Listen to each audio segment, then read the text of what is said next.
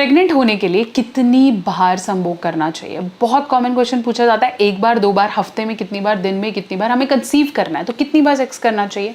चलिए बात करेंगे, और कब करना चाहिए इसके बारे में मैं बात करूंगी। चैनल पे नए हैं सब्सक्राइब कर दो और ऐसी बहुत सारी वीडियोस के लिए कनेक्टेड रहो।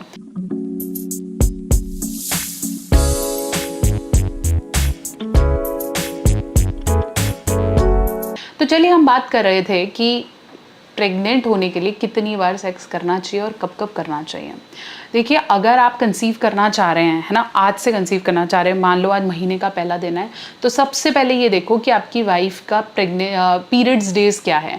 अगर आपकी वाइफ के पीरियड्स डेज मान लो 7 तारीख से 15 तारीख तक होते हैं, बहुत दिन बता दिए, यूजुअली 4-5 दिन की साइकिल होती है, मान लो हम 7 से 15 तारीख तक की भी डेट लगा रहे हैं, तो 15 तारीख आपको पता है कि 15 या 14 तक उसके पीरियड्स खत्म हो जाएंगे, तो उसके एग्जैक्टली 14th डे आपका शायद हाई ओव्यूलेशन डेज होगा। बेसिकली आपको ओव्यूलेशन डे का ध्यान रखना है। अगर आप ओव्यूलेशन डेज के आसपास सेक्स परफॉर्म करते हो तो कंसीव इंस्टेंटली होने के चांसेस हैं। अगर आप बिल्कुल पीरियड्स डेज से पहले कर रहे हो या बिल्कुल पीरियड्स खत्म होने के बाद कर रहे हो तो ऐसे में कंसीव होने के चांसेस बहुत कम होते हैं। इसलिए हम इसको सेफ पीरियड भी कहते हैं। पीरियड से जस्ट पहले और पीरियड्स के जब बाद बहुत सेफ डेज होते हैं, ऐसे में आप बिना कॉन्डम के भी करते हो तो चांसेस बिल्कुल ना के बराबर होते हैं कि कंसीव हो जाता है।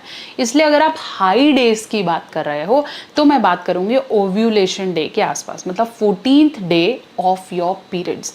14th डे में अगर मैं बात करूं तो 13, 12, 15 ये वो पीक डेज हैं जब आपके फर्टिलिटी रेट्स हाई होता है, क्योंकि इन दिनों आप फीमेल की बॉडी में से अंडा रिलीज होता है, मतलब ओवम्स, और ओवम जब स्पर्म के साथ कंटिन्यूएशन में काम करते हैं तो आपका बेबी फटाफट से फर्टिलाइज हो जाता है। ये प्रॉब्लम उन फीमेल्स में आती है जिनके पीरियड्स बहुत रेगुलर नहीं हैं, पीसीओएस के प्रॉब्लम है, शायद नहीं आता, तो ऐसे में कंसीव होने की प्रोबेबिलिटी कम हो जाती है। अब इसका इससे कोई रिलेशन नहीं है कि मेरे को कितनी बार करना चाहिए, दिन में कितनी बार करना चाहिए, ऐसा कोई क्राइटेरिया नहीं है। अगर एक बार कंसीव हो गया तो उसके बाद आप 4-5 बार और भी कर रहे हो तो उससे कंसीव नहीं होगा। मोरओवर अगर आपने ओव्यूलेशन डेज के आसपास ही नहीं किया और आप बाकी दिनों में 5-5, 6-6 बार कर रहे हो तो भी कंसीव नहीं होगा।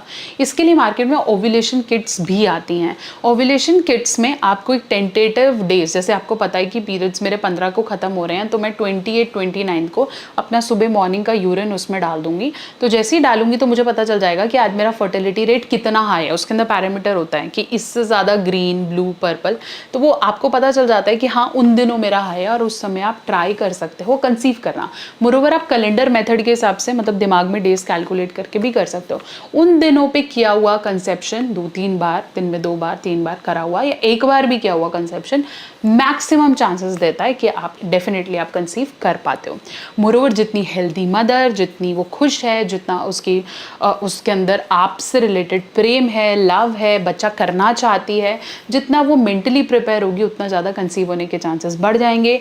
एक ही चीज़ का बैरियर है, हार्मोनल प्रॉब्लम्स, और अगर आप और आपके पार्टनर में ये हार्मोनल प्रॉब्लम्स हैं, आपका स्पर्म अच्छा नहीं है या आपकी फीमेल के यूट्रस में कोई प्रॉब्लम है या रिप्रोडक्टिव ट्रैक में कोई इश्यूज हैं, इसमें प्रॉब्लम है, तो गायनेकोलॉजिस्ट का अपॉइंटमेंट आप पहले भी ले सकते हैं। ऐसा ज़रूरी नहीं कि बच्चा कंसीव होने के बाद ही उस डॉक्टर के पास जाना चाहिए, पहले भी आप एक गायनेकोलॉजिस्ट को दिखा के अपनी हार्मोनल प्रॉब्लम्स को ट्रीट कर सकते हैं। ये इंपॉर्टेंट है जानना कि कितनी बार और कितनी समय से ज़्यादा सही समय पर करने से आपको कंसीव होने में ज़्यादा हेल्प मिलेगी।